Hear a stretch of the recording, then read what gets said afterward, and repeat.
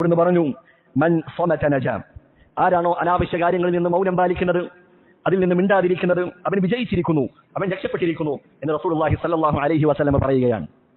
അറബിയിൽ സമത എന്ന് പറഞ്ഞാൽ മിണ്ടാൻ കഴിവുണ്ടായിട്ടും സംസാരിക്കാൻ കഴിവുണ്ടായിരുന്നിട്ടും എന്നിട്ടും ആ സംസാരത്തെ പിടിച്ചു വെക്കുക, അതിനെയാണ് സമത എന്ന് പറയുക.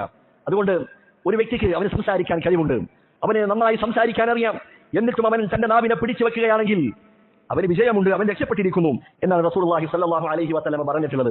അതിന് ധാരാളം പരിശീലനം ആവശ്യമാണ്, അങ്ങേയറ്റം ക്ഷമ ആവശ്യമാണ്. അതാണ് പണ്ഡിതന്മാർ പറഞ്ഞതായി കാണാം, അസ്സംതു ഹിക്മത്തുൻ വഖലീലുൻ ഫാഇലുഹു, മൗനം പാലിക്കുക എന്നുള്ളത് അതൊരു വിജ്ഞാനമാണ്, അതൊരു യുക്തിയാണ്. എന്നാൽ വഖലീലുൻ ഫാഇലുഹു, അത് പ്രവർത്തനത്തിൽ, അത് ജീവിതത്തിൽ കൊണ്ടുവരുന്നവർ, അത് നടപ്പാക്കുന്നവർ വളരെ കുറച്ചു പേർ മാത്രമേ ഉള്ളൂ എന്നവർ പറഞ്ഞതായി കാണാം. മഹാനായ അബൂ ദർദാ റളിയല്ലാഹു അൻഹു അദ്ദേഹം പറയുകയാണ്, തഅല്ലമു അസ്സംത കമാ തതഅല്ലമൂനൽ കലാം, നിങ്ങൾ സംസാരിക്കാൻ എങ്ങനെയാണോ നിങ്ങൾ പഠിച്ചത് അതുപോലെ സംസാരിക്കാതിരിക്കുവാനും നിങ്ങൾ പഠിക്കേണ്ടതുണ്ട്. ചെറുപ്പത്തിൽ നാം ഓരോരോ അക്ഷരങ്ങൾ പഠിച്ചു തുടങ്ങുമ്പോൾ സംസാരിക്കാൻ നമ്മൾ പഠിക്കാറുണ്ട്, അതുപോലെ സംസാരിക്കാതിരിക്കുവാനും ആ സംസാരത്തെ പിടിച്ചു വെക്കുവാനും നിങ്ങൾ പഠിക്കേണ്ടതുണ്ട് എന്ന് മഹാനായ അബൂ ദർദാ റളിയല്ലാഹു അൻഹു അദ്ദേഹം പറയുകയാണ്. അവിടുന്ന് പറഞ്ഞു, ഇന്നക ലൻ തസാല സാലിമൻ മാ സകത, നീ മിണ്ടാതിരിക്കുന്ന കാലം അത്രയും നീ സുരക്ഷിതനാണ്.